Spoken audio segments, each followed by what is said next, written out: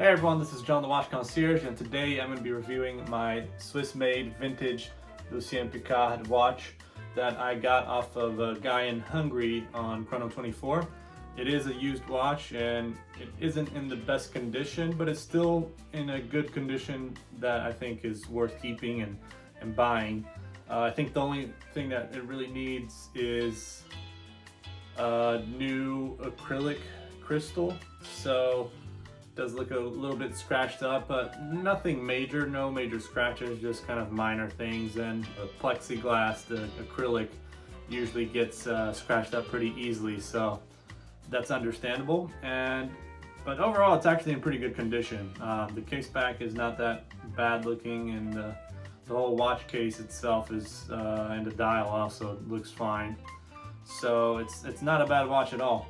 And what really interested me about it was that it is a Lucien Piccard watch, which is an old Swiss brand that eventually got bought out and, eventually died, and then it got bought out into a American company called Swiss Watch International, which I believe they also owned Invicta at some point. I don't know if they still do, but it kind of went under. The whole company had like to file for bankruptcy and stuff. So they're based out of Florida, but I believe Lucien Piccard is now owned by Joma Shop, so they no longer have any Swiss-made watches. They usually just have really cheap, but really actually nice-looking watches with either Japanese or their automatics usually have Seagull Chinese movements, but their quartz usually have a Miyota or sometimes even a Seiko movement. So I actually have another Lucien Piccard which has I believe a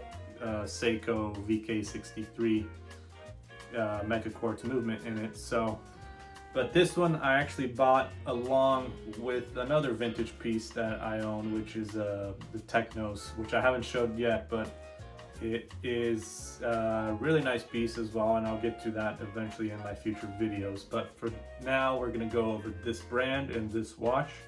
So, and as you can see, it's got a beautiful red dial. And a little bit more about Lucien Piccard. So this brand was found in Switzerland in 1923, and they've made watches for even royalty, according to them, and dignitaries, celebrities worldwide, including the iconic debonair entertainer Frank Sinatra. So that's kind of cool that they made a watch for Frank Sinatra, and they probably have a shot of him, or maybe even videos out there that you can probably spot Frank Sinatra with a Lucien Piccard watch. So this watch was probably very popular back in the days, but most likely due to the quartz crisis, I think it's probably why it eventually died out and fell off, and probably had financial troubles like a lot of Swiss watch brands at the time. So in the 70s and 80s, that's when really hit a lot of Swiss watch brands that ended up going downhill, and only a few or some survived, right? So some got kind of revived and brought back to life, either by a Swiss company or by a Chinese holding company, or got bought out by some American company too. So that's usually how it goes, or how it went for some of the companies. However, there's still other brands that, you know, were able to remain Swiss, which is still pretty cool, and they are still popular now. So, but anyways, let's go ahead and take a deeper look into this watch, and I'm going to try to open the case back as well and see what we're working with inside this watch. So I'm not exactly sure which movement is in here, so it's going to be fun to see that. All right, let's go ahead and review this Lucien Piccard watch. So it is Swiss made, and it's a nice vintage piece. I'm not exactly sure from what year. I can't really find any information on this watch besides where I got it from, which was on Chrono24. And so there's basic information like the size of the watch is 28 by 43, so that's a good size for a square watch, not too big, and doesn't look too thick either. So it's definitely a nice dress piece. And it's got an elegant dial. I love this red tone. You can see there's like split up into 4 squares there, with 2 squares here being equal and 2 squares here being equal in terms of the pattern on the dial. As you can see at certain angles, you can see there's like a vertical lines going onto that square. So it's I don't know exactly what that would be called, but it is a interesting dial, and that's what kind of brought my attention to it and made me want to buy it. I love this tone of red, and I have a thing for red dials, so definitely interested me. As you can see, it looks like the hands might have loom on it, but I checked it and there's actually no loom at all. It is a manual winding watch. I'm not exactly sure which movement is behind this. We can try and open the case back here and see what's behind, but I'm not exactly sure. It does say 17 joules, and it has the Inca block shock protection in it, so that's good to know.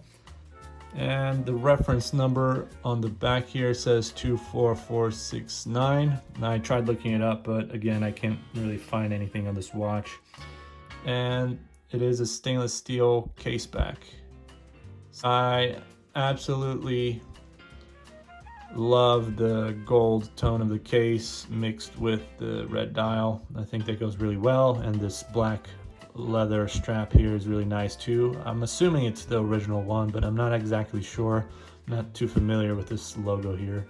I'm not sure that's the Lucien Piccard logo. It's a bit blurry, I guess. It's kind of hard to tell what that's saying or what that logo is, but I'm assuming it's original. It looks also kind of vintage, so the case itself, I'm not too sure whether it's gold plated or if it's gold filled or if it's just stainless steel with some kind of DLC PVD coating. So yeah, I'm not too sure on that, but it is a manual winding watch. It's not too loud. You can't really hear it unless you bring the watch up to your ear, and of course there's limited amount of winding that you can do, so I don't want to break the watch, especially with these types of watches, the vintage watches. Sometimes you really want to be careful when winding, because sometimes it only takes up to 15 times to wind it and you're all set. You can see it's got very interesting design, and as you can see, the crystal kind of pops up, and it's a acrylic crystal, so nothing special. As you can see, it does have a few scratches on it, so maybe I could get this replaced, although I'm not exactly sure how they would do that, or find something like this, or if they just have to make one from scratch. I don't know how that works exactly when getting something like this serviced and a crystal like this replaced. So, but yeah, it's a very interesting case shape. These corners here are kind of interesting. The way they kind of go flat on the edges and then they go straight down. But yeah, small lugs. Got no stamp or anything on the crown, which is fine, but it's always nice to see a little etched in or engraved, or any kind of signed crown is always cool. Let's go ahead and open up this case. All right, so I managed to open this, and here is what is in the back, which is very impressive. I expected this to be a little bit bigger, but how cool is that?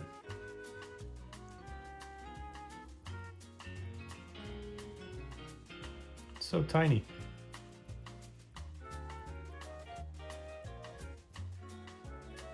And on the back here it says Atos Watch Co. So that's interesting. I never heard of this one. Definitely interesting. I'll have to look that up and see how this is connected to Lucien Piccard.